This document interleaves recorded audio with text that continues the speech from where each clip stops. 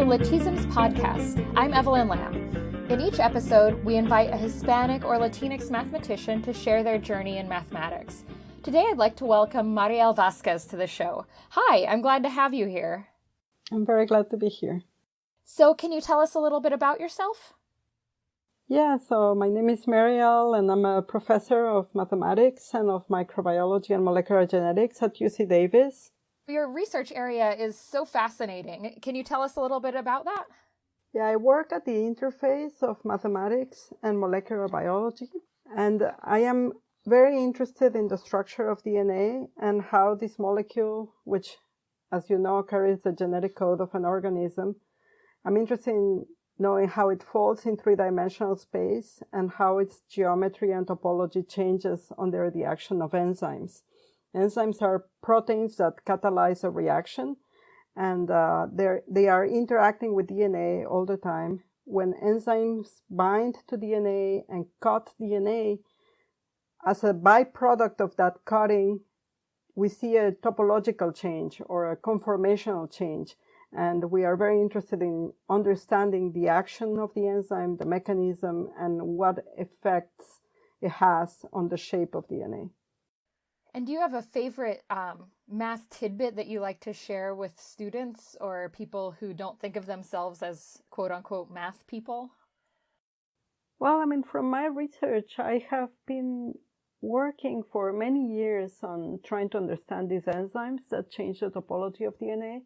And the first impulse for someone outside the field would be like, oh, well, that's just something that mathematicians made up, but it's not real or it never happens. So the interesting tidbit here is topology is incredibly important for DNA. And if you're a mathematician, you know that if you're talking about topology of a curve, the curve needs to be closed. Otherwise, every curve, if it's not closed, is identical to any other curve. But the moment you have a curve that is closed, this curve could be knotted and or could be interlinked with another curve, and the different knot types have different properties.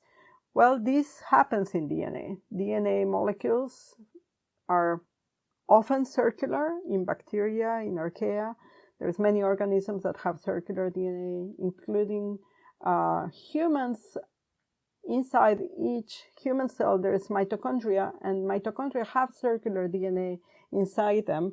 Even though our chromosomes are linear, they are believed to be organized into small loops, so locally they behave like circles. So that's the first important fact to realize, that DNA very often behaves like a circle. So it makes sense to ask questions about its topology.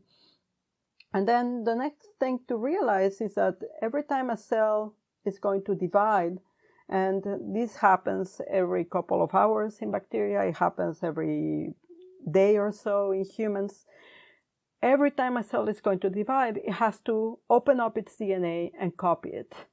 Well, if the DNA is a circle, the moment you open it up and copy it, inevitably you end up with two linked circles. And so you have there a topological shape, you have a link, a mathematical link, and this link needs to be unlinked before the cell can divide and each daughter cell can inherit a chromosome. So these are very interesting questions. How do enzymes manage to unlink the DNA? How do they do it so quickly? What mechanism do they use? And for that, we use tools from knot theory and low-dimensional topology.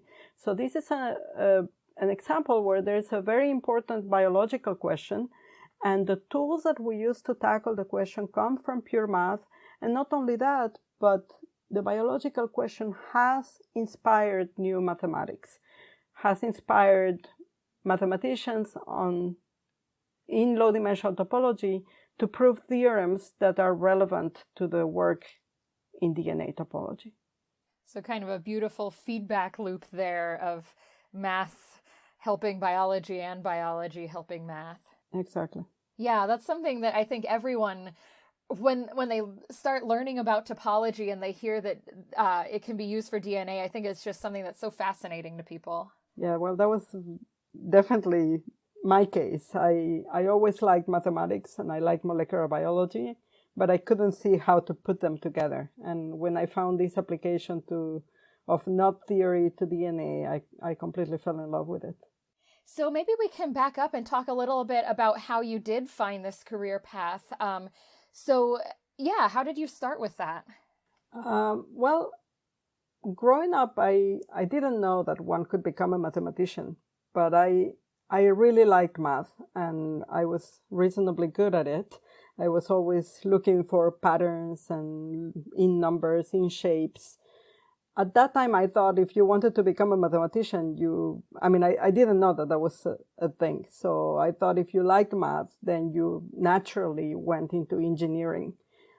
But when it came time to go to college, I realized that one could study mathematics, but I also really, really liked molecular biology. I had just studied DNA in high school, and I had studied the central dogma of molecular biology, and I thought all that was fascinating. So even at that young age, I started playing with the idea of applying mathematics to molecular biology.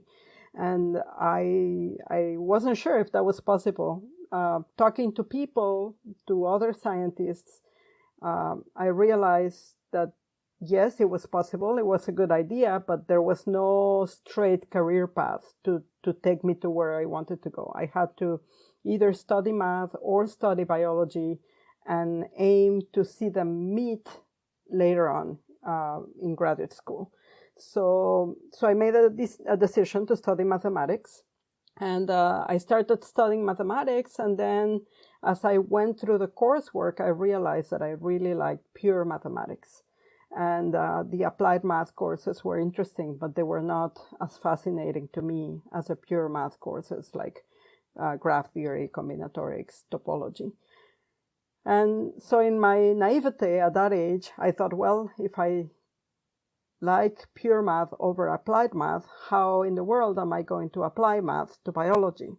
So I just thought I would need to keep biology as a hobby, as a reading in my free time, and just pursue topology, which is where I was really finding a passion. And then one day, walking through a corridor at the university, I saw this poster that said knots and DNA. And that was exactly the math that I liked, with exactly the biology I liked. So the poster was advertising a series of talks given by the Whit-Sumners, a professor at Florida State University. And these talks were taking place in the Mathematics Institute at the National University of Mexico. And I thought, okay, well, I'm going to see what that is. They were aimed at a very high level, and I was just a sophomore in college. But I went to the talks, and I absolutely loved what Professor Sumners had to say, even though it was completely over my head and I couldn't understand any of the details. But I knew that that's what I liked. So that's how I landed in what I'm doing today. So kind of a sign from the universe that this was something you could do. Absolutely. So when you were growing up, it sounds like you knew that you liked math and science. Who encouraged you to pursue math and science as a career? My dad is an engineer. My grandfather was an engineer. So liking mathematics was well seen in the family. I mean, it was praised. My mother did not do so well in math herself, but she really admired people who were good at math, and she recognized very early on that that's something that I enjoyed and I was good at. And she made sure that any society bias against women in math would not come through to me. So she was very, very encouraging of me doing math and science all throughout my childhood and teenage. And there was always the example of my father and my grandfather, like, oh, look, they're so good at math. You can also do it. You can be great at math. So I would say at home, my parents were the biggest encouragement. And later on, of course, at the university and in school, things were mixed. There were people who encouraged me to do math, people who didn't think I could do math because I've always been very detail-oriented. And since I'm very detail-oriented, I move very slowly. So, and somehow school seems to value efficiency and speed sometimes over creativity. So because I was not able to work fast, some people thought, well, maybe math is not for you. But I guess they were wrong. Yeah. So further along in your education and in your early career, did you have mentors and people like that who helped you find your winding path through math and biology? Yeah, I've had more mentors and people who have been an inspiration to me that I can list here. There's been, starting with teachers at school, and during my university years, there were a lot of really amazing professors at the university who were always encouraging, and they were also illustrating what being a mathematician was by example. And I really, really liked what I saw. I liked that these people loved their field of study, and they really liked educating. They enjoyed interacting with students. They enjoyed helping students. They had a very strong sense for social justice. And all that made a composite image of what a mathematician was that I really liked, and that kept me moving forward in my career. And fairly early on in my college years, I decided, yes, this is what I want to do. I want to become a mathematician, and I want to stay in academia and educate people and do research. And I know no career path is without its bumps along the road. How have you overcome challenges in your career? Well, I think in math and also in life in general, for me, it is a matter of putting one foot ahead of the next and just keep walking. If I could put this in one word, the key word is resilience. I've had a lot of challenges, personal and professional, but I just choose not to linger on them. Usually when there is trauma, psychologists say that people go through several phases, and the first two phases are denial and anger, the why me and being angry at what's happening. And I just skip those two phases. I think I'm lucky that way, that I don't linger on things that happen to me or injustices. I just keep going and choose not to pay attention. Go straight and accept and start problem solving whenever there's a challenge. And what have some of those challenges been for you? Well, I think from the moment that you choose to do mathematics and there's no other women around, comments that people make, I always give people the benefit of the doubt. I always think that people don't have bad intentions, so I just choose not to pay attention. But I realized throughout my career that some people who are, especially people who are in the minority, sometimes they spend too much time thinking about the injustices around them and suffering from them. I think we need to think about the injustices, reflect on them, and find a way to change the status quo. But lingering in the injustice is not productive. So that would be an example, like sexist comments or any form of discrimination that you may find in the workforce or out in the street. Well, just move on. And I have dealt with illness, and when that happened, I just felt, well, maybe this is the end. I won't be able to continue being a productive mathematician. I won't be able to do my research. But there were always, as you put it before, there were always signs from the universe coming my way saying, no, you cannot stop. You need to keep going. This is not an excuse to stop. And then I just keep going. And is there a moment in your career you've been most proud of? Oh, well, I think probably my proudest moment from a selfish point of view is when I received the presidential award, the PK's award, and I went to the White House and met President Obama, and that was a very proud moment.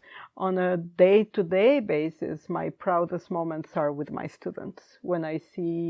Especially when I see students who really didn't believe in themselves, and after a few months or a few years of hard work, they just rise and fly on their own. That's a tremendous source of pride.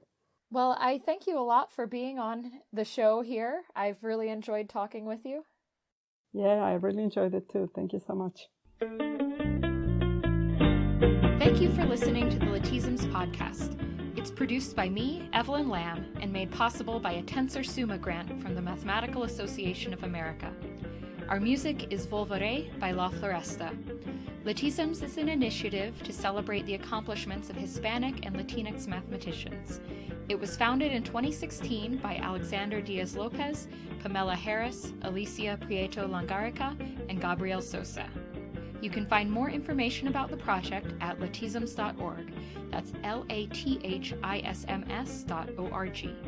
Join us next time to hear from another inspiring mathematician.